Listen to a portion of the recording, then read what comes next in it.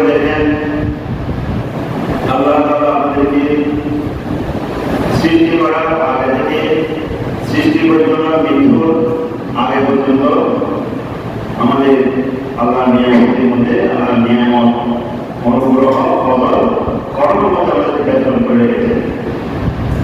মানে সৃষ্টি করার একেবারে বর্গ থেকে নিয়ে দুনিয়ার মধ্যে আসার পর থেকে দুনিয়া থেকে যাওয়া পর্যন্ত প্রতিটা মুহূর্তে প্রতিটা সেকেন্ডে আমাদের জীবনের সাথে আল্লাহ নিয়ামত জুড়ে দিয়েছেন। আলহামদুলিল্লাহ। সেই জন্য আল্লাহ সুবহানাহু ওয়া তাআলা সূরা আর-রহমানের মধ্যে বারবার আল্লাহ বলে অনেকবার বলেছেন প্রায় ফাবিআইয়ি আলাইহি রাব্বিকুমা তুকাযিবান। হে মানব এবং জিন জাতি, তোমরা উভয়ে আমি রব্বুল আলামিনের কোন কোন অনুগ্রহ কোন কোন নিয়ামতকে অস্বীকার করবে? উদ্দেশ্য হল আলহামদুলিল্লাহ।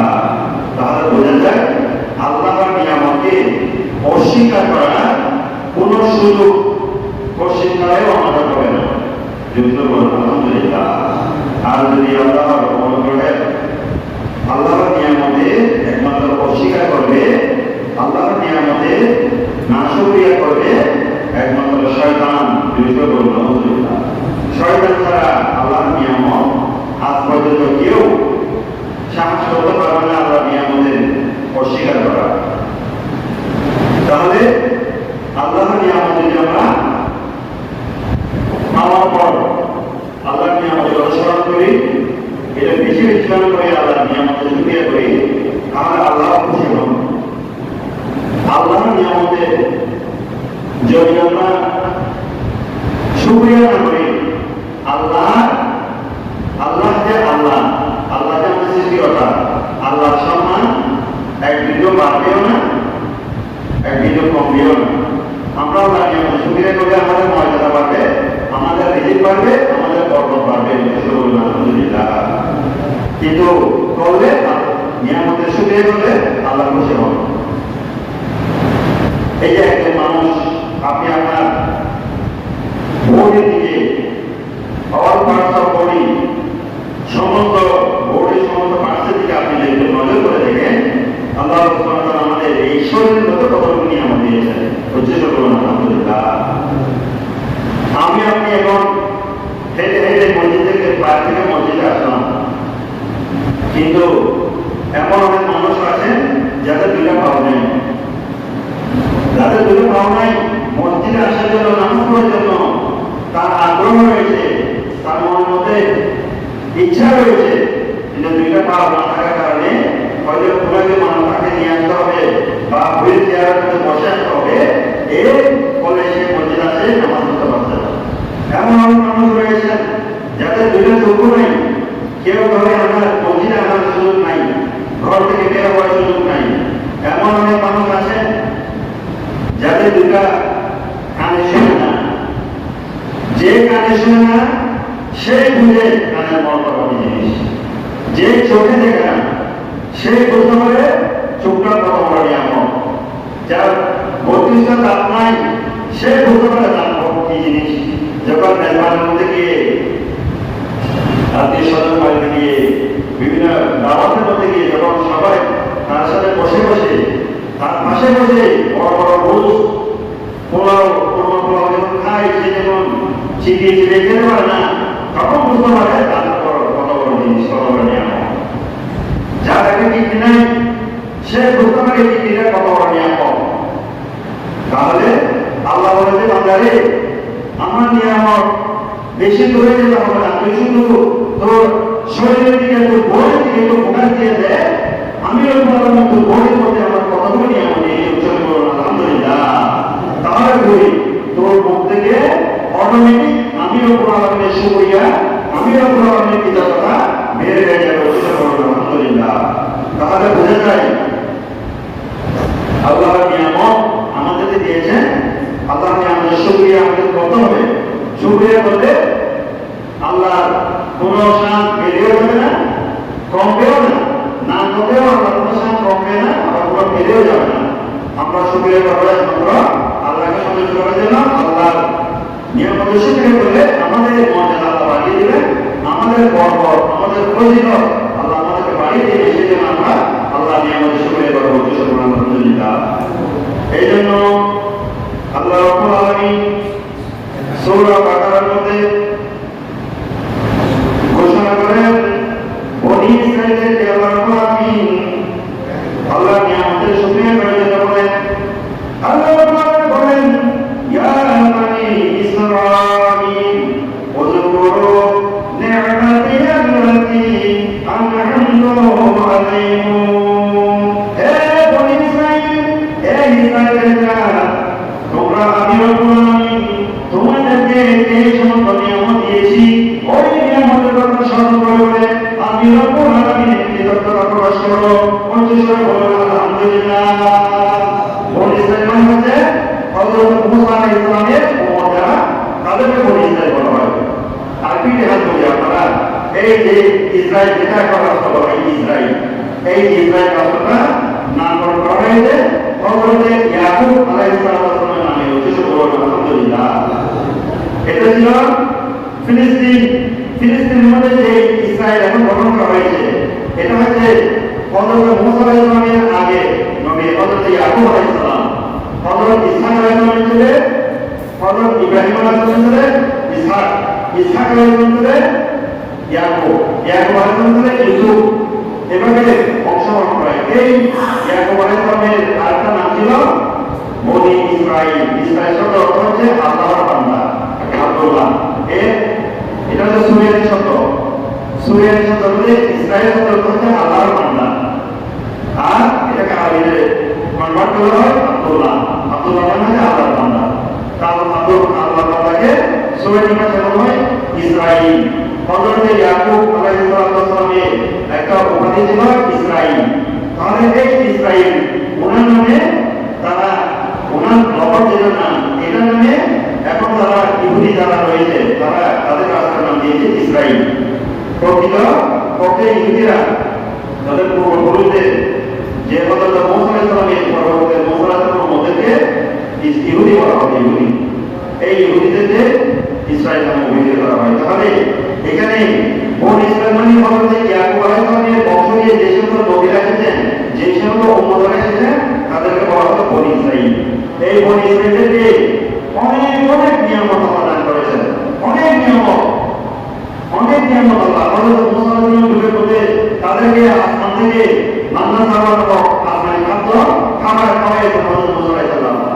তাদের জন্য কারণ যখন তাদেরকে দৌড়াচ্ছে বেরিয়ে জন্য আল্লাহ রাব্বুল আলামিন তাদেরকে বিরাট বাড়া ট্রাঙ্গুলের মতো বড় বড় রাস্তা সাগরে ডুবিয়ে সাগরের মধ্যে আল্লাহ তৈরি করে দিয়েছে, যাতে কারণ থেকে রক্ষা পেয়ে ওই পারে যেতে পারে। তাদের যখন খাবারের প্রয়োজন হতো, আসমান থেকে খাবার নাজিল হতো, তাদের যখন পানির প্রয়োজন হতো, হযরত মুসা আলাইহিস সালাম লাঠি দ্বারা পাথরের উপর আঘাত করলে সেখান থেকে জল বের হতো। শেষে বললেন আলহামদুলিল্লাহ। আরো তাদের নিয়ামত আল্লাহ যেগুলো কোরআনে বর্ণনা করেছে সেগুলো আমরা জেনেছি, কিন্তু আল্লাহ বর্ণনা করেন এর মনে নিয়ামত হযরত মুসা আলাইহিস সালামের উম্মতরা বনি ইসরাঈল জাতিকে আল্লাহ দান করেছেন। শেষে বললেন আলহামদুলিল্লাহ। এত নিয়ামতের উপরে আল্লাহ বলেন, ওহে তোমরা অকৃতজ্ঞ জাতি, তোদেরকে আমি এত নিয়ামত দিয়েছি, তোরা যে আমার নিয়ামতের কথা একটু স্মরণ করে আমিও কৃতজ্ঞতা প্রকাশ করতে পারিস না? এই জন্য আল্লাহ বলেন, ইয়া বনি ইসরাঈল, হে বনি ইসরাঈল, হে বনি ইসরাঈল, ইসরাঈলের উম্মতরা, ইসরাঈলের বংশধরেরা, আমি তোমাদেরকে যে নিয়ামত দান করেছি সেই নিয়ামতগুলো স্মরণ করে আমি কৃতজ্ঞতা প্রকাশ করো। আলহামদুলিল্লাহ। তাহলে সামান্যতম নিয়ামত পাওয়ার পরে আল্লাহ শুকরিয়া করলে আল্লাহ খুশি হন। আল্লাহ নিয়ামত পেয়ে খুশি হলে, শুকরিয়া করলে আল্লাহ খুশি হন। তাহলে আমি যে কথা বলেছিলাম, আল্লাহ আমাদের মধ্যে আল্লাহ নিয়ামতের নিদর্শন রেখেছেন। এই যে এতগুলো পাঠ আমাদেরকে দান করেছেন, যাদের নাই তারা বুঝতে পারে এই নিয়ামত কত বড় নিয়ামত। আলহামদুলিল্লাহ। আচ্ছা, আপনি একটু চিন্তা করে দেখেন, মানুষদেরকে এই যে বোর্ডের যে পাঠগুলো দিয়েছেন, এগুলো যেভাবে আল্লাহ ফিটিং করেছেন, এইভাবে ফিটিং যদি না করে আল্লাহ যদি অন্যভাবে করতেন তাহলে কি হতো? একজন মানুষকে আমরা সবাইকে নাম দিয়েছেন মনে করেন এই জায়গার মধ্যে, আর একজন মানুষকে যদি নামটা এই জায়গায় না দিয়ে পিঠে রেখে দিত তাহলে তাকে কোনো কিছু খাওয়া লাগে পিছন দিক থেকে শুক্রা নিয়ে আমার সামনে দিকে যেতে হবে। তাহলে আল্লাহ এই নামটা যদি এই শুক্রা যদি এদিকে না দিয়ে অন্যদিকে দিত, একজন মানুষ সবাই দিচ্ছে এবং আরেকজন মানুষ দিচ্ছে এদিকে, তাহলে তার অবস্থা কি হবে? সে কিভাবে নামলো? তাহলে দেখা যায় আল্লাহ বলে যে আমি তোমাদেরকে তোমাদের আবাদের মতো মধ্যে বাইরে কোথাও যেতে হবে না, তোমাদের আবাদের মতো মধ্যে আমি যে নিয়ামতগুলি দিয়েছি সেই নিয়ামতের কথা তোমরা স্মরণ করো। আলহামদুলিল্লাহ। সময় কথা নেই। একজন মানুষ একজন নাস্তিক ভ্রমণের মধ্যে যাচ্ছেন, ভ্রমণের মধ্যে যাওয়ার সময় সে তার জরুরি জিনিসপত্র মোবাইল বা ওই সময় যা কিছু জরুরি জিনিস ছিল সব ব্যাগের মধ্যে ছিল। ঢাকার মধ্যে বা ঘুমাতে জায়গাতে ভ্রমণের মধ্যে যাচ্ছেন গাড়ি করে বা ট্রেনে করে, ওই রাত্রি মনে করেন বললেন ওখানে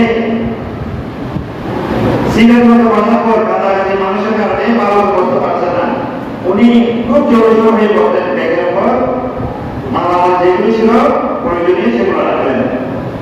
রাখার পর চিন্তা করবেন আল্লাহ যদি আমাদেরকে অন্যান্য জিনিস মধ্যে যে সময় জিনিস মনে করে এটা এটা আমরা কাজ করার পর আবার বন্ধ করে ওকে পুরুষ করে দিয়ে ছোট একটা প্যাকেট করে আবার ব্যবহার করাবো। আল্লাহ যদি আমাদের এই পাঠগুলো যদি ঘুরে ঘুরে কোথাও ভ্রমণ করার সময় কোথাও যাওয়ার সময় যদি আমাদের এই শরীরের পাঠগুলো ঘুরে ঘুরে ব্যাগের মধ্যে অন্য কোথায় জায়গার মধ্যে রেখে যদি আমরা একটু কম করতে পারতাম তাহলে কতই না ভালো হতো। আলহামদুলিল্লাহ। কিছুদিন পর ওই মানুষ যখন ট্রেনের মধ্যে গভীর ঘুমের মধ্যে নিমগ্ন হয়ে গেলেন, গভীর ঘুম চলে আসলো, উনি গভীর ঘুমের মধ্যে যখন নিমগ্ন ঘুম থেকে উঠে দেখতে পেলেন ওনার মাথার নিচে যে ব্যাগটা দিয়েছিলেন বালিশটা দিয়েছিলেন ওই তার প্রয়োজনীয় জিনিসপত্র দিয়ে যে ব্যাগটা তার পাশে রেখেছিলেন ওই ব্যাগটা আর নাই, ওটা পাওয়া যাচ্ছে না। যখন ওই ব্যাগটা পাওয়া যাচ্ছে না অনেক বুঝতে বুঝতে কোথাও পাওয়া যাচ্ছে না, শেষ পর্যন্ত চিন্তা করলেন হাই আজকে যদি আমি আমার শরীরের অঙ্গ প্রত্যঙ্গগুলি খুলে খুলে যদি আবার যদি খুলে খুলে রাখার কোনো সুযোগ থাকতো আমার প্রয়োজনীয় শরীরের বডিগুলো পার্টগুলো যদি ওই ব্যাগের মধ্যে ঢুকিয়ে রাখতাম, কিন্তু আজকে যেভাবে আমার ব্যাগটা ছিল হয়ে গিয়েছে আমার শরীরের গুরুত্বপূর্ণ অংশগুলো দূরে হয়ে যেত। আলহামদুলিল্লাহ। তাহলে আল্লাহ আমাদের শরীরকে যেটা দিয়েছে সেটা কিভাবে কাজে লাগাবো কিভাবে প্রয়োজন সেটা আল্লাহ ভালো জানেন। আজকে যদি আমাদের শরীরের অংশগুলো যদি খুলে রাখার সুযোগ থাকতো ব্যাগের মধ্যে ঢুকিয়ে রাখার সুযোগ থাকতো, ব্যাগটা যেহেতু চুরি হয়ে গেছে আমাদের শরীরে অন্য ভূমিকা হয়েছে চুরি হয়ে যেত। ওই রাত্রি করবেন আল্লাহ যা করেছেন ভালো জন্য করেছেন। আলহামদুলিল্লাহ। আরেক নাস্তিক গাছের নিচে বসে আছে, গাছের নিচে বসে আছে, তখন গাছ থেকে ওই গাছ থেকে একটা ফলন্ত গাছ, ওই গাছ থেকে কি ছিল ফলন্ত গাছ ছিল, ওই গাছের নিচে বসে আছে চিন্তা করছেন বিভিন্ন জিনিস। নাস্তিকেরা তো সবসময় আল্লাহ কিভাবে সৃষ্টির মধ্যে আল্লাহ কিভাবে ভূত বের করে যায় আল্লাহর সামনের মধ্যে কিভাবে বিয়ালি করা যায় এগুলো নিয়ে চিন্তা করে। সবসময় তাদের চিন্তা করতে আল্লাহর সাথে বিয়ালি করা, নবীর সাথে বিয়ালি করা, আল্লাহ সৃষ্টি নিয়ে কিভাবে বিকৃত করা যায়, আল্লাহ সামনের মধ্যে কিভাবে আঘাত করা যায় সেগুলো নিয়ে চিন্তা হতো। ওই নাতি গাছের নিচের মধ্যে বসে আছে ঘুমন্ত অবস্থার মধ্যে গাছের যে বসে আছে, হঠাৎ করে দেখতে পেল ওই গাছ থেকে একটা ফল করে তার মাথার মধ্যে শরীরে আঘাত হলো, সে ঘুম থেকে জেগে গেল, তাকিয়ে দেখল ওই গাছের মধ্যে পেয়ারা মতো ছোট ছোট ফল। তখন গাছের মধ্যে উনি যখন ঘুমাচ্ছেন তখন বললেন চিন্তা করলেন আল্লাহ দুনিয়ার মধ্যে কি সৃষ্টি করলেন, ছোট্ট ছোট্ট একটা লতা, এই লতার মধ্যে এত বড় মিষ্টি কুমড়া, এত বড় লাউ ছোট ছোট লতার মধ্যে, আর এত বড় একটা গাছ বরগাছের মতো এত বড় গাছ, আর ফলগুলো হচ্ছে ছোট ছোট নাউজুবিল্লাহ। যখন ওই ব্যক্তি ঘুমালেন ঘুমের মধ্যে হঠাৎ করে যখন তার মাথার উপর ওই ফল থেকে একটা ফল বললো দেখা গেল সেই জায়গার উপরে যেভাবে বললো আল্লাহ যা করেছেন ভালোর জন্য করেছেন উচ্চের বড় আলহামদুলিল্লাহ। আজকে যদি গুঙ্গার মতো লাউর মতো ফল যদি এই গাছের মধ্যে দিত আর এই লাউ যদি গুঙ্গা যদি আমার মাথায় ধরতো আমি বেটা এই কিছুক্ষণের মধ্যে কি হতাম মৃত্যুবরণ করতাম সুবহানাল্লাহ। আল্লাহ যা করেছেন বান্দার জন্য ভালো করেছেন উচ্চের বড় আলহামদুলিল্লাহ। তাহলে আল্লাহ যা করেছেন কিসের জন্য বান্দার জন্য ভালো করেছেন। মিষ্টি মোকাবেলা করার তোমরা এত বড় ইয়া যদি রাজনীতি দিত তাহলে আমাদের মাথাটা কি হতো ওই কথা বলবেন। আল্লাহ যা করিলেন যতটুকু প্রয়োজন ততটুকু বান্দার জন্য কাজ করেন, যতটুকু বান্দার প্রয়োজন যতটুকু দিলে বান্দার কিভাবে কাজে লাগবে ততটুকু সৃষ্টি এই বিনিয়োগে দিয়েছেন আলহামদুলিল্লাহ। আল্লাহ বলেন আমি তোমাদেরকে রব্বানা মা খালাকতা হাযা বাতিলান সুবহানাকা ওয়া কিনা আযাবান নার, যে আমি রব্বুল আলামিন তোমাদেরকে এই যতটুকু সৃষ্টি তোমরা দেখতে পাচ্ছ এই সৃষ্টির মধ্যে একটা জিনিস হবে বিপ্লব, একটা যুগ আমরা যুগ করি না এই যুগকে পর্যন্ত আমি বিকাশ সৃষ্টি করি না এই জন্য বলুন আলহামদুলিল্লাহ। বলতে পারেন এখন যুগের যুগ কি সৃষ্টি করে মশা কি সৃষ্টি